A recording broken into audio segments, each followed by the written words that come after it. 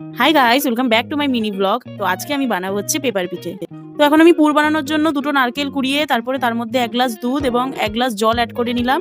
এরপর অ্যাড করলাম একটু এলাচ, তারপরে অ্যাড করলাম গুড়। এবার এটাকে ভালো করে নাড়াচাড়া করে আমি জাল হতে দেবো। তো এখন আমি 300 গ্রাম চালের গুঁড়োর মধ্যে মৌরি, এলাচ দিয়ে ভালো করে এটাকে মিক্সিতে গুঁড়ো করে নিলাম। আর তারপর এখানে আমি অনেকটা দুধ অ্যাড করলাম। তারপর এটাকে আরেকবার আমি ঘুরিয়ে নিয়ে দেখো এই ব্যাটারটা তৈরি হয়ে এতক্ষণ আমাদের পুরটাও পাক হয়ে গেছে। এখন আমি অ্যাড করে দিচ্ছি 2 মুঠ চালের গুঁড়ো। তারপর এটাকে নাড়াচাড়া করেই রেডি হচ্ছে আমাদের এর পুর।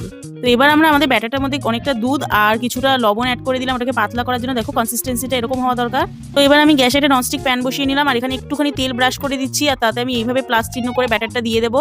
তোমাদের মনে রাখতে হবে এই সময় গ্যাসটা যতটা পারো লো ফ্লেমে রাখবে, নইলে তোমাদের পিঠেটা কিন্তু পুড়ে যাবে। এবার আমি মাঝখানে একটু পুর অ্যাড করে চারদিক দিয়ে এইভাবে ভাঁজ করে নিলাম। দেখো তৈরি আমাদের পেপার পিঠে। এবার এটাকে একটু উল্টে পাল্টে নিয়ে এই দেখো রেডি। আমাদের এখন সবগুলো পিঠে রেডি হয়ে গেছে। এই পিঠেগুলো খুবই টেস্টি খেতে আর খুবই তুলতুলে হয়। বাড়িতে বানিয়ে অবশ্যই দেখো। বাই, সবাই ভালো থেকো।